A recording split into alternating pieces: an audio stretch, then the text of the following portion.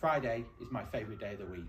Yes, because the weekend's nearly here and I get to spend much needed time with my family, but also because I get to spend a full day in my constituency after carrying out my parliamentary duties since Monday. Following the main business of the house on a Thursday, I return to Blackpool on the train, which gives me a full day on a Friday in Blackpool. A chance to catch up with my office staff who hold the fort whilst I'm in Parliament, taking meetings and visiting organisations in the constituency. On this particular day, I kicked off my day by touching base with my constituency team here in our Living Road offices before heading to Foxhall Village, where housing company Great Places are working on phase 3 of the development. Working alongside local construction company Tyson, this phase of the build will deliver 88 new homes for affordable rent. The houses are lovely, with attic rooms with a view of the tower and gorgeous outdoor space.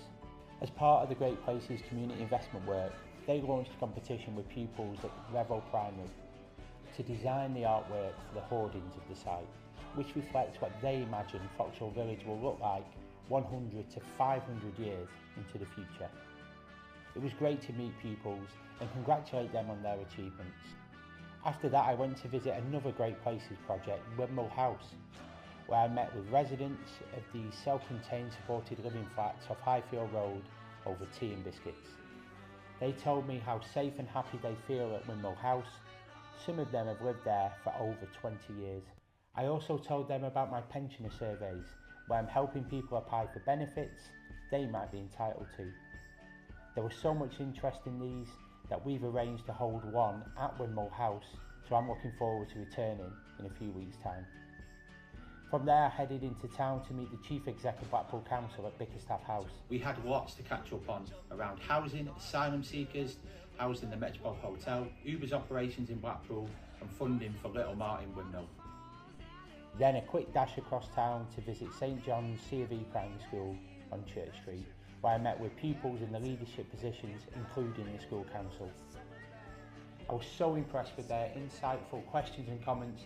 They all told me things they love about living in Blackpool, which included the Big Wheel and Central Pier and their school, as well as the things they don't like, including boarding up buildings and the fact that some of Blackpool's best attractions are too expensive for them to visit. The school had such a brilliant welcoming atmosphere with colourful displays and happy smiley kids. I was also really impressed with the creative way the outdoor space had been created in this town centre school.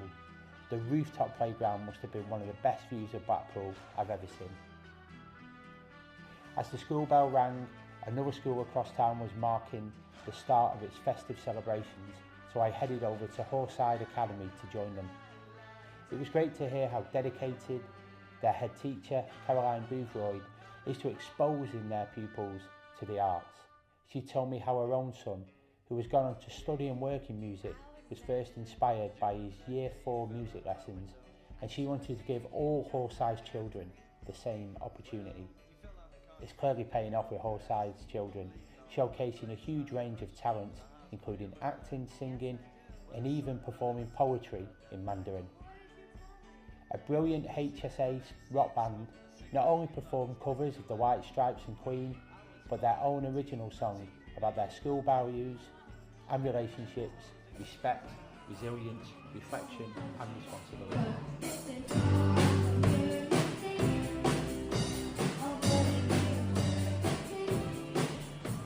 But the main event of the evening was Hawe Side's very own illumination switch on. I was honoured to introduce Milana and Jax, siblings who had won the raffle to switch on the donkey illumination Hawe Side rescued after it was decommissioned using the real illumination switch on button. Milana and Jax now share the rare privilege with the likes of David Tennant and Mel B.